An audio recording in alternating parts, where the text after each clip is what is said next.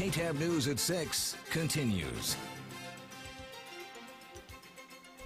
Failure usually isn't the great thing to experience, but an Eastland couple's half-hearted attempt at retirement worked out differently. That's right. KTAB's Dustin Tatro has their motivating story in this week's Senior Spotlight.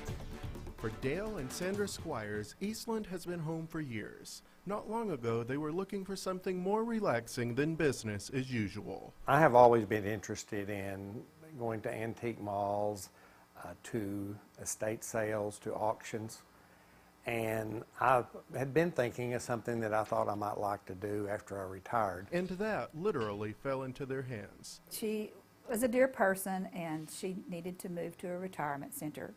And she, as much as handed the keys to her home and her car to Dale and said, "Here, I want you to sell this for me." That turned into a hobby that got out of control. It has exploded almost. Since the 1st of April, we have had 30 estates at this point.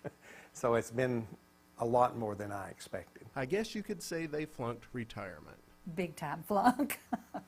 We originally thought we would do the estate sales 3 or 4 times a year. Dale was a pharmacist, and since 1986 they owned Eastland Drug. This new venture is also about being able to help people. It's rewarding.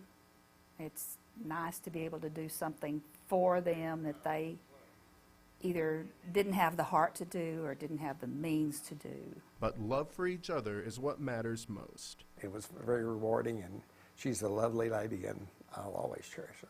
In business together, they even found Hank. We adopted a young man who was a senior in high school back in 2001. He was one of our drugstore kids. Hand in hand, no telling what else life will bring. Right now, I just can't see us anywhere else but here. In Eastland, Dustin Tatro, KTAB News.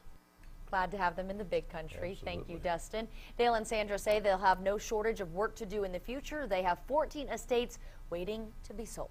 Good for them. That's great. It's time for sports. Let's head over to the Big Country Sports Center, and David is there. I am. High school football is the